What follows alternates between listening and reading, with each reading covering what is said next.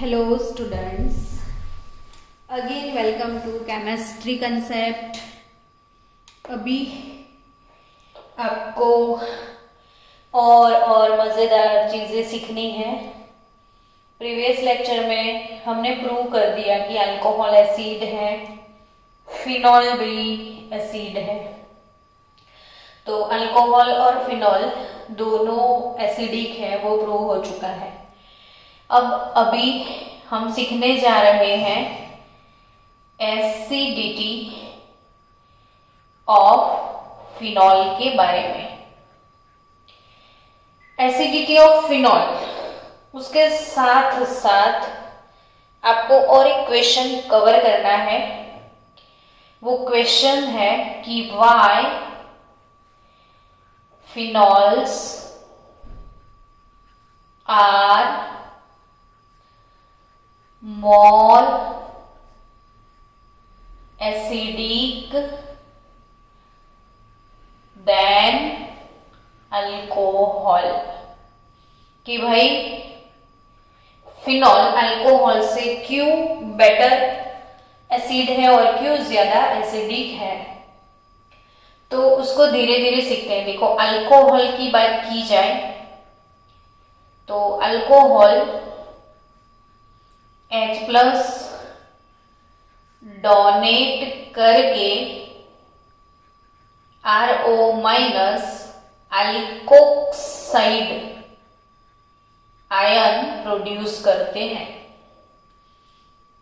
वेरेस phenol की बात की जाए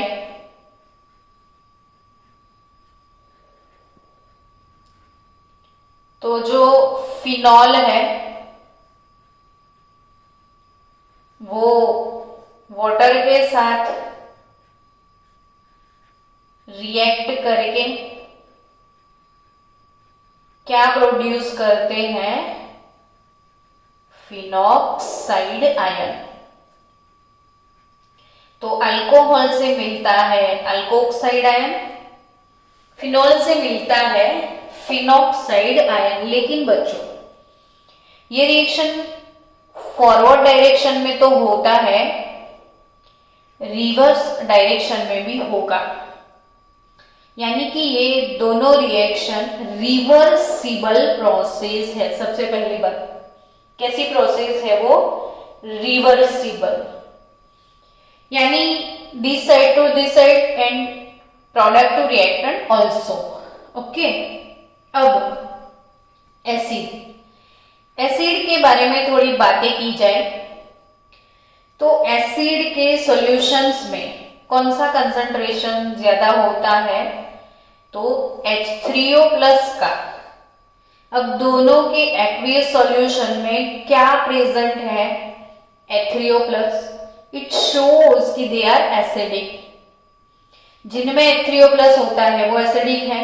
तो आप ये भी बोल सकते हो ना कि if H3O concentration is more then it is more acidic। अब इन दोनों में H3O प्लस का कंसंट्रेशन जिसमें ज्यादा होगा वो ज्यादा एसिडिक होगा, है ना। तो मैंने तो ऊपर ही लिख दिया कि phenol are more acidic than alcohol. तो फिनॉल में H3O प्लस का कंसंट्रेशन हाई होगा ही होगा। तो क्यों? तो वो क्यों ज्यादा होगा और इसमें क्यों कम है? तो ये लेस स्टेबल है और ये वाला जो फिनॉक्साइड है वो मोर स्टेबल है। अब ये लेस स्टेबल होता है तो किसी को भी लेस स्टेबल रहना पसंद नहीं है, ज्यादा स्टेबिलिटी टुवर्ड्स मूव होना होता है। तो ये लेस स्टेबल है तो इसके साथ रिएक्ट करके वो वापस अल्कोहल में मूव ऑन हो जाता है। अब ये इसके साथ रिएक्ट करके वापस चला जाएगा तो इसका कंसंट्रेशन तो डाउन जाएगा ना, जबकि इसमें phenoxide ion is more stable than phenol. So ये इस साइड ज्यादा रहेगा बैलेंस, तो ये H3O प्लस का कंसंट्रेशन इंक्रीज हो जाएगा। अब आपका सबसे बड़ा क्वेश्चन कि क्यों ये मोर स्टेबल है और क्यों ये लेस स्टेबल है। तो बच्चा लोग, in alkoxide there is no possibility of resonance and in phenoxide see here कि भाई रेजोनेंस स्टार्ट हो जाता है। ऑक्सीजन के ऊपर जो भी लोन पेयर है वो इधर गिफ्ट हो जाते हैं। ड्यू टू दैट इसके लोन पेयर इसने गिफ्ट करे तो डबल बॉन्ड आ गया। एक लोन पेयर गिफ्ट किया तो इसके ऊपर प्लस आ जाएगा, लेकिन ऑलरेडी माइनस है तो प्लस माइनस बैलेंस हो गया। तो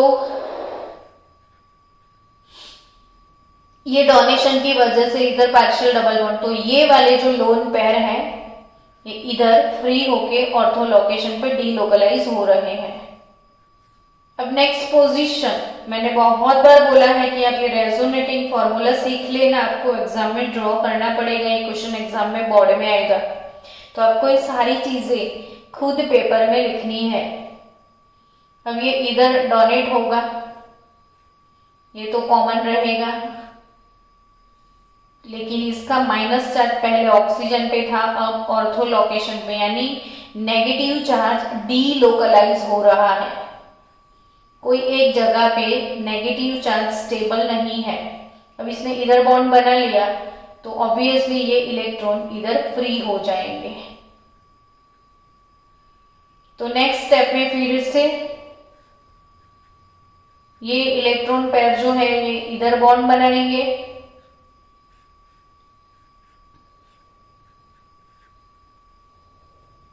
इधर बॉन्ड बनेगा तो ये डीलोकलाइज ये कार्बन पे हो जाएगा। और नेक्स्ट स्टेप में फिर से ये इधर, तो जो फिनॉक्साइड पहले था वो चार्ज ऑक्सीजन के ऊपर वापिस से आ जाएगा। यानी जो दुख है, तकलीफ है नेगेटिव की, वो सिर्फ ऑक्सीजन को नहीं है, बार बार सबको मिलता है, तो इसको अकेले को नहीं सहना पड़ता। यानी नेगेटिव चार्ज सबके ऊपर डीलोकलाइज होता रहता है। अब ये इधर बॉन्ड बनाएगा तो ये फिनॉक्साइड। अब क्या बोलोगे बच्चों आप कि फिनॉक्साइड आयन में क्या हुआ? तो due to this charge distribution in phenol molecule as depicted in this resonating formula, it causes oxygen of OH group to be positive, क्योंकि डीलोकलाइज होने की वजह से थोड़ा इसको पॉजिटिव चार्ज मिला, और अगर ये पॉजिटिव है डीलोकलाइज है तो इसको स्टेबिलिटी मिल गई।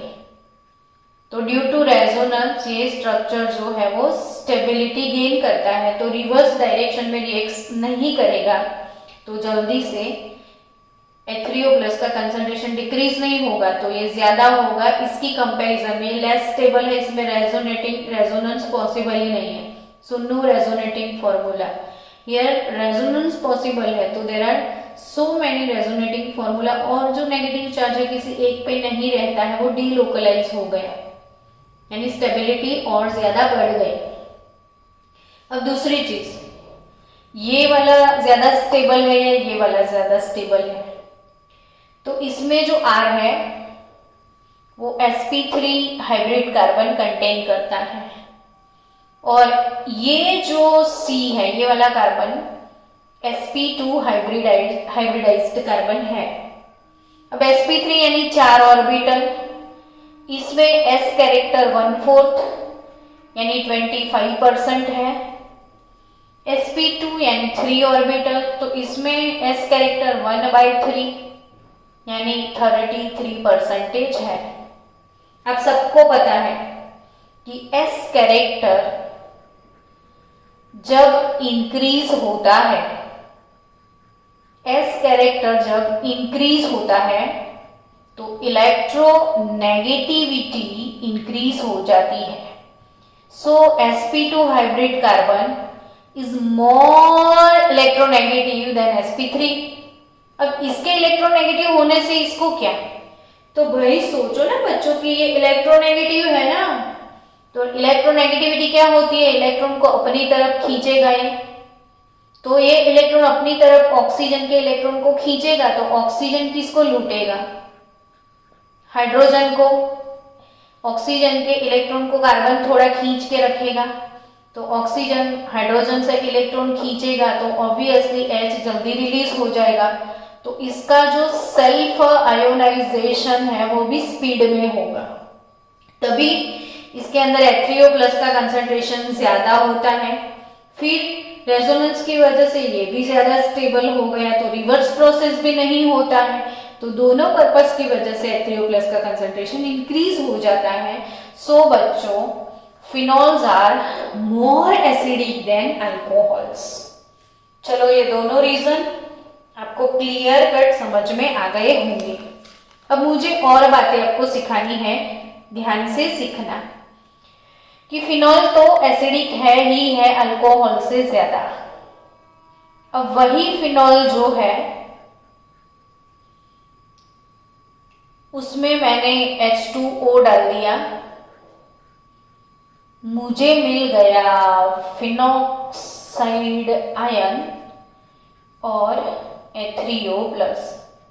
इक्विलिब्रियम कांस्टेंट के इक्विलिब्रियम अगर मुझे इसका लिखना है तो concentration of product phenoxide upon into concentration of H3O+ upon concentration of phenol into concentration of H2O।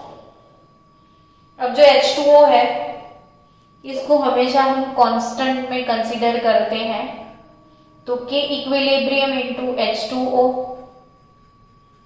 ये दोनों कांस्टेंट है तो इनको मल्टीप्लाई करके और एक नया कांस्टेंट डाल दिया जाता है।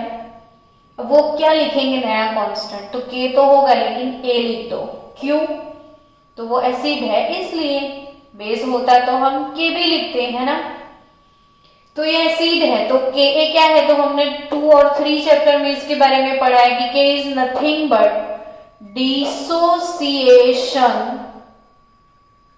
Constant of acid. Ka क्या है, dissociation constant of acid Ka। अब इसकी कंसंट्रेशन इस पे डिपेंड करती है, तो इन दोनों को हटा दो तो आपको सीधा सीधा एक फॉर्मूला मिलता है कि Ka is directly proportional to concentration of H3O+। यानी कि बच्चा लोग, जैसे ही H3O+ का कंसंट्रेशन इंक्रीज होता है तो उसके साथ साथ Ka का वैल्यू भी इंक्रीज होता है। तो Ka का वैल्यू जितना ज्यादा होता है ना उतना ही एसिडिटी ज्यादा होता है। अगर एसिड 1 और एसिड 2 दो एसिड है आपके पास, इसका Ka 10⁵ है, दूसरे का Ka 10⁻10 है, तो obviously acid 2 is more acidic then acid 1। यानी कि मतलब कि बच्चों Ka का वैल्यू जितना ज्यादा उतना ही वो ज्यादा एसिडिक। ओके, Ka का वैल्यू जितना ज्यादा होता है उतना ही वो ज्यादा एसिडिक होता है। डन ना। चलो दूसरी बात, अब दूसरी बात कि Ka इससे मिलता है pKa, तो माइनस लॉग Ka इस pKa। कैसे, तो pH कैसे निकालते थे आप, तो minus log concentration of H3O+, तो ये pH, तो pH और H3O+ की कंसंट्रेशन के बीच में नेगेटिव है, यानी ये जितना इंक्रीज होगा ना बच्चों pH उतना डिक्रीज होगा। तो आपको ये चीज भी पता है कि लेस pH मोर एसिडिक, जितना pH कम उतना एसिडिटी ज्यादा। तो वैसे ही pKa की मैं बात करूं तो Ka जितना इंक्रीज होगा pKa उतना ही डिक्रीज होगा, यानी less pKa it will be more acidic, less pKa it will be more acidic। चलो आगे बढ़ते हैं बच्चों। अब हम एग्जाम में ऐसे बहुत सारे कंसेप्ट एसिडिटी फैक्टर में मैंने वैसे भी अल्कोहल, फिनॉल और कार्बोक्सिलिक एसिड वाले चैप्टर में आपको ये बहुत सिखाए हैं, एसिडिक कैरेक्टर वाले ऐसे एमसीक्यूज। चलो मैं और बहुत सारे इंपॉर्टेंट एमसीक्यू इधर है, इसको याद कर लेते हैं। सबसे पहले कंपैरिजन करेंगे फिनॉल की। ये फिनॉल, चारों चार को फिनॉल बना दो। फिनॉल के साथ अगर नाइट्रो ग्रुप अटैच कर दिया, कौन सा ग्रुप अटैच कर दिया? नाइट्रो। तो ऑब्वियसली बच्चों आपको ये बात समझ में आराम से आ सकती है कि ये फिनॉल है, ठीक है। इसके ये ऑक्सीजन इधर इलेक्ट्रॉन डोनेट करेगा तो नेगेटिव चार्ज डीलोकलाइज होगा। फिर ये नेगेटिव चार्ज जो डीलोकलाइज होता है वो ऑर्थो लोकेशन पर भी आता है और ऑर्थो पे अपने NO2 डाल दिया। तो यहां से NO2 जो है इलेक्ट्रॉन विड्रॉइंग ग्रुप है, सबसे बड़ा लूटनिया है NO2, बिग लूट, द लूट जिसको बोलते हैं। NO2 इज द हाईएस्ट लूटनिया पर्सन। तो NO2 रिंग से इलेक्ट्रॉन को लूटता है तो पूरी रिंग लूट जाती है, सॉन्ग आती है लूट गए, बर्बाद हो गई। अब रिंग लूट गई तो रिंग ऑक्सीजन को लूटेगी, ऑक्सीजन हाइड्रोजन को लूटेगा, तो ऑब्वियसली फिनॉल से ये ज्यादा एसिडिक होते हैं। तो NO2 सब्स्टिट्यूटेड फिनॉल, उनकी एसिडिटी बहुत ज्यादा बढ़ जाती है। अब आपको ये चीज पता है कि NO2 लगने से एसिडिटी इंक्रीज होगा, तो इसलिए तो आपको ऑर्थो मेटा पैरा वाला पूछते हैं कि इसमें तीनों में ज्यादा एसिडिटी किसकी है। तो आपको मैं ये बता दूं कि जिस लोकेशन पे इलेक्ट्रॉन डीलोकलाइज ज्यादा, ऑर्थो और पैरा लोकेशन पे बहुत ज्यादा डीलोकलाइज होते हैं इलेक्ट्रॉन, मेटा लोकेशन पर तो इलेक्ट्रॉन आते ही नहीं है, तो एसिडिटी में इतना फर्क मेटा में नहीं पड़ेगा जितना ऑर्थो और पैरा में पड़ता है।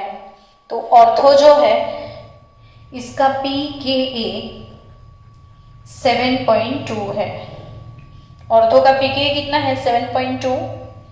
मेटा में एसिडिटी में कोई ज्यादा फर्क नहीं पड़ेगा तो 8.3 और पैरा में 7.1। लेस pKa मोर एसिडिक, तो आपको इधर पक्के से याद रखना है पैरा नाइट्रोफिनॉल ये सबसे ज्यादा एसिडिक है। Para nitro is more acidic than meta nitro, ortho nitro than meta. तो सबसे एसिडिक पैरा, फिर उसके बाद ऑर्थो, फिर उसके बाद मेटा। अब ये लॉजिकली याद, रट्टा नहीं मारोगे तो भी आपको याद हो जाएगा। कैसे कि बच्चों आपने अभी अभी पढ़ा, देखो रेजोनेटिंग फॉर्मूला आपने सीखे, तो ये नेगेटिव चार्ज ऑर्थो लोकेशन पे है, ये पैरा पे है, फिर ऑर्थो पे है ना। अब ऑर्थो पे इलेक्ट्रॉन आप लगाओगे तो NO2 को बहुत ज्यादा जल्दी इलेक्ट्रॉन इजीली लड्डू की तरह मिल जाएंगे। पैरा पे NO2 लगाओगे तो इसको लड्डू की तरह इलेक्ट्रॉन मिलेंगे, लेकिन मेटा पे तो कभी आते ही नहीं, तो कहाँ से मिलेंगे मेटा पे इसको? तो इसलिए मेटा पे तो इलेक्ट्रॉन खींच ही नहीं सकता है, तो इसलिए यहाँ पे कम एसिडिटी शो करता है। तो बच्चों ऑर्थो पैरा में कौन ज्यादा लेके जाएगा? तो पैरा सबसे ज्यादा लूट मारेगा। चलो नेक्स्ट लेवल पे जाते हैं। तो ऑर्थो, पैरा और मेटा तीनों में समझ में आ गया। अब सोचो फिनॉल को 3 NO2 लगा दो, ऑर्थो पैरा ऑर्थो, फिर तीनों साइड पे लगा दो तो कितने इलेक्ट्रॉन उसके लूट जाएंगे। ऑर्थो पे लगाया, पैरा पे लगाया, फिर ऑर्थो पे लगा दिया, अरे बाप रे, 2 4 6 ट्राई नाइट्रो फिनॉल, और ये बोर्ड का सबसे फेवरेट क्वेश्चन बन गया बच्चों, ये है पिक्रिक एसिड। आपको पता है बच्चों फिनॉल है ना एसिडिक है, और फिनॉल को कार्बोलिक एसिड बोलते हैं। फिनॉल को कार्बोलिक एसिड ऐसा बोलते हैं। फिनॉल को क्या बोलते हैं? Carbolic acid. फिनॉल को क्या बोलते हैं बच्चों हम? Carbolic acid. तो ये है अपना पिक्रिक एसिड। जिसमें COOH ना होते हुए भी ये स्ट्रॉन्ग एसिड है, क्योंकि 3 लुटने इसके पास बैठे हैं, इलेक्ट्रॉन विड्रॉइंग ग्रुप तीनों साइड से इसको लूटते हैं, तो ये रिंग जल्दी से प्रोटॉन डोनेट करती है। तो पिक्रिक एसिड जो है, पिक्रिक एसिड वो बहुत ज्यादा एसिडिक है। इसका रीजन ही यही है कि इसके पास 3 NO2 है। अब बच्चों, अगर फिनॉल की रिंग के साथ, फिनॉल की रिंग के साथ अगर इलेक्ट्रॉन विड्रॉइंग ग्रुप ना होते, इलेक्ट्रॉन डोनेटिंग ग्रुप लगे होते, तो चलो मिथाइल लग जाता। तो अब 3 कंपाउंड मिथाइल वाले ऑर्थो, मेटा और पैरा। अब ring plus methyl plus OH, इसको क्रेसॉल बोलते हैं। तो ये ऑर्थोक्रेसॉल, ये है मेटाक्रेसॉल और ये वाला है पैराक्रेसॉल। तो अब ये तीनों क्रेसॉल में सबसे ज्यादा एसिडिक कौन होगा? तो ऑब्वियसली ये इलेक्ट्रॉन डोनेटिंग है और ऑर्थो लोकेशन पर वैसे भी इलेक्ट्रॉन आते हैं और ये ऑर्थो से ही डोनेट करेगा, तो अच्छे से इलेक्ट्रॉन डोनेट नहीं हो पाएंगे। यानी सबसे ज्यादा इलेक्ट्रॉन डोनेशन की सिचुएशन है methyl Meta location. Meta location पे हमेशा पॉजिटिव चार्ज रहता है, तो यहाँ से वो अच्छे से इलेक्ट्रॉन डोनेट कर सकता है, तो इसकी एसिडिटी डिक्रीज हो जाएगी मेटा की। तो इधर ऑर्थोपैरा का क्या सीन है? तो दोनों का pKa सेम है, ये 10.2, ये 10.2, यानी दोनों की एसिडिटी लेवल सेम है ऑर्थो और पैरा का। लेकिन मेटा ऑर्थो और पैरा पे तो नेगेटिव चार्ज होता ही है, तो वो नेगेटिव है, तो सप्लीमेंट तो इजीली वापस चला जाएगा। लेकिन मेटा से, मेटा लोकेशन पर हमेशा पॉजिटिव रहता है, डीलोकलाइजेशन ऑर्थो पैरा पे ही होता है, तो ये आराम से यहाँ से इलेक्ट्रॉन सप्लाई कर सकता है, क्योंकि यहाँ पे कोई है ही नहीं, पॉजिटिव ही है, तो सप्लाई इजी हो जाता है। तो इसकी एसिडिटी थोड़ी सी बढ़ गई है, यानी यहाँ पे आप बोल सकते हो कि meta is more acidic than ortho equal to para. तो metacresol is more acidic than OP। और इथेनॉल, उसका तो pK आपको पता है, तो आप एक चीज ये भी याद रखना कि वाटर से ज्यादा एसिडिक मीथेनॉल और उससे कम एसिडिक होता है इथेनॉल। भूलना मत ये चीज, ठीक है। चलो, तो आगे बढ़ते हैं। फिनॉल की एसिडिटी और इसकी कंपैरिजन, वो सारी चीजें हो गई आराम से। अब बच्चों, आपका नेक्स्ट लेवल टॉपिक है एस्टरिफिकेशन। कौन सा टॉपिक है नेक्स्ट? एस्टरिफिकेशन। तो एस्टरिफिकेशन सेकेंड टॉपिक, उसको कवर कर लेते हैं। सेकेंड प्रॉपर्टी वही OH क्लीवेज में ये आता है, एस्टरिफिकेशन। नाम से ही पता चल जाएगा कि एस्टरिफिकेशन यानी क्या। तो एस्टर बनाने का जो प्रोसेस है, इसे हम बोलते हैं एस्टरिफिकेशन।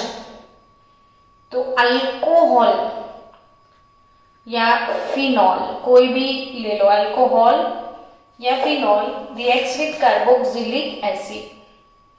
चलो, आपने ले लिया है अल्कोहल। अल्कोहल ये अल्काइल भी हो सकता है, ये एरोमेटिक रख दो तो फिनॉल हो जाएगा। दोनों का रिएक्शन अगर कार्बोक्सिलिक एसिड के साथ होता है, तो बच्चों याद रखना, इसमें एसिड का OH क्लीवेज है। हमने ये सीख लिया है एसिड वाले चैप्टर में। एसिड का OH क्लीवेज नहीं, CO, मतलब CO, पूरा एसिड का OH रिलीज होगा, अल्कोहल का सिर्फ H होता है। तो R डैश, एसिड ब्लू है ना, R dash CO, R dash CO, और ये OR, अल्कोहल पर्पल कलर का है तो वो अपना ऑक्सीजन साथ में लेके आता है। समझे आप? फॉर एग्जाम्पल, अगर आपके पास CH3CH2OH मीथेनॉल है, आपने ले लिया बेंजोइक एसिड, ठीक है ना? अब आपको समझ में आएगा कि इसका OH हटा दो, एसिड का क्या हटा दो, OH, तो ये CO हो गया। फिर अल्कोहल इथेनॉल का OCH2CH3 आएगा। अब नोमेनक्लेचर की बात, कार्बोक्सिलिक एसिड एस्टर में मैंने सबकी नोमेनक्लेचर फिर से सबका सिखाया है, तो अब वहीं से सीखना। एस्टर की केक हमेशा O से कटती है, तो O के ये वाला पोर्शन कौन सा है, O के पीछे वाला पोर्शन, तो ये है इथाइल। कौन सा पोर्शन है ये, इथाइल। और ये बेंजीन रिंग पर OH, ये है बेंजोएट, इथाइल बेंजोएट। क्या समझ में आया? इथाइल बेंजोएट, ठीक है ना बच्चों, इथाइल बेंजोएट। चलो आगे बढ़ते हैं। इथाइल बेंजोएट, तो अल्कोहल फिनॉल किस किस के साथ एस्टर बनाते हैं वो सीखते हैं। फिर से एक बार देखो, एराइल ग्रुप या अल्काइल ग्रुप के साथ OH, यानी अल्कोहल और फिनॉल दोनों अगर कार्बोक्सिलिक एसिड के साथ रिएक्शन करते हैं तो एसिड का OH, अल्कोहल का H, पानी रिमूव होता है H2O, तो AR/R,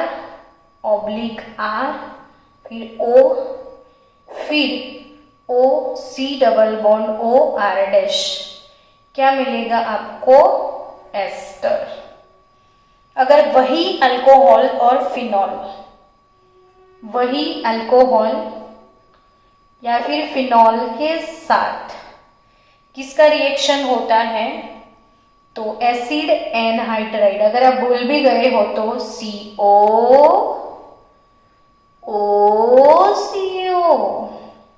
ऐसे ही मैंने सिखाया था, CO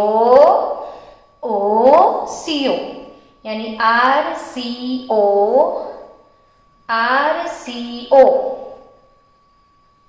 ट्वाइस और फिर O,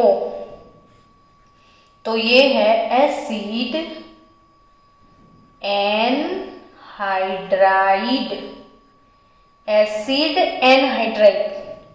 तो एसिड एनहाइड्राइड के साथ अल्कोहल का तो सिर्फ H जाएगा और इसका RCO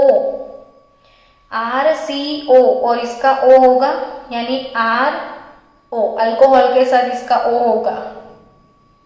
फिर ये C डबल बॉन्ड OR यानी एस्टर हो गया, तो बचा क्या, ये वाला पोर्शन RCO, फिर O और ये वाला H। तो आपको एस्टर के साथ साथ गिफ्ट में मिलेगा कार्बोक्सिलिक एसिड, और वही एरोमेटिक या अल्कोहल या फिनॉल के साथ आपने यूज किया एसिड क्लोराइड COClR। आप कार्बोक्सिलिक एसिड एस्टर वाला चैप्टर देखोगे, आपको सारे फंक्शनल ग्रुप के मैंने नोमेनक्लेचर फिर से करवाए हैं, सबके नोमेनक्लेचर करवाए हैं फिर से। तो RCOCl ये है एसिड क्लोराइड, ये क्या है, एसिड क्लोराइड। और ये वाला रिएक्शन वो वाले चैप्टर में भी करवाया था, अल्कोहल का H और इसका Cl, HCl रिमूव होगा, तो RCO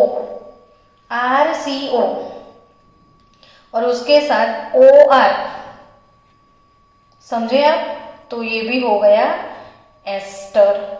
तो एस्टरिफिकेशन यानी अल्कोहल और phenol, carboxylic acid, acid anhydride और एसिड क्लोराइड तीनों के साथ रिएक्ट करते हैं तो हमें मिलता है एस्टर।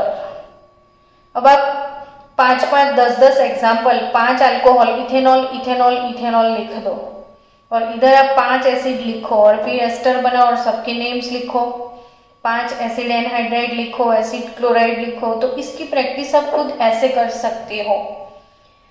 चलो, एक अगेन इंडस्ट्रियल इंपॉर्टेंट रिएक्शन है प्रिपरेशन ऑफ एस्पिरिन। एस्पिरिन एक पेन किलर ड्रग है। एस्पिरिन एक ड्रग है, पेन किलर, और जो पेन को किल करता है उसे एनाल्जेसिक ड्रग बोलते हैं। हमने वो चैप्टर सीख लिया है लास्ट में, केमिस्ट्री इन एवरीडे लाइफ में सीखा था कि जो पेन किलर ड्रग्स होते हैं इसे एनाल्जेसिक बोलते हैं। ये एंटी इन्फ्लेमेशन भी है, एंटी इन्फ्लेमेशन यानी जलन कहीं होती है तो ये शांत करता है, और दूसरा ये एंटी पायरेटिक भी है। एंटी पायरेटिक यानी जो फीवर टेम्परेचर बॉडी का डाउन करे, इसे एंटी पायरेटिक, फीवर रिड्यूस करे, तो ये एंटी पायरेटिक भी है, ये एनाल्जेसिक भी है, ये एंटी इन्फ्लेमेटरी भी है एस्पिरिन। तो ऐसे ड्रग्स की प्रिपरेशन कैसे की जाती है ये आप 5 to 10 टाइम लिख के प्रिपेयर कर लेना। बच्चों में आराम से सिखा रही हूँ। बेंजीन का रिंग है, इसके पर मैंने लिखा COOH, तो आप बोलोगे बेंजोइक एसिड हो गया, फिर ऑर्थो लोकेशन पे OH डाल दो, तो आप बोलोगे अब ये 2 हाइड्रोक्सी बेंजोइक एसिड हो गया, और ये 2 hydroxy benzoic acid is nothing but salicylic acid. ये कौन सा एसिड है? Salicylic acid. अब सैलिसिलिक एसिड का एसाइलेशन करना है विथ एसिटिक एनहाइड्राइड के साथ। यह है इथेनोइक एनहाइड्राइड, इथेनोइक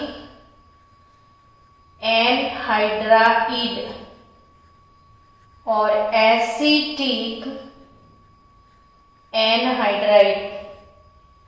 इसके साथ इसका रिएक्शन होगा अगर, तो आपको क्या मिलेगा? एसाइलेशन होगा अल्कोहल का, ये तो COOH ऐसे ही रहेगा, ये OH है, यहां से H चला जाएगा, O के साथ ये COCH3 आ जाएगा, COCH3 एसिड अल्कोहल का H, और ये RCO, तो ये COCH3, तो ये हो गया, ये था acetyl group, acetyl group, acetyl plus O, acetyloxy और बेंजोइक एसिड, तो acetyloxy benzoic acid, ortho acetyloxy benzoic acid, ortho acetyloxy benzoic acid, या फिर इसको आप बोल सकते हो acetyl salicylic acid, acetyl salicylic acid, इसको आप बोल सकते हो एस्पिरिन। क्या बोलोगे इसको आप? एस्पिरिन। तो एस्पिरिन का फॉर्मूला पूछते हैं एग्जाम में, तो बिना भूले ये इंपॉर्टेंट चीज आप याद रखना।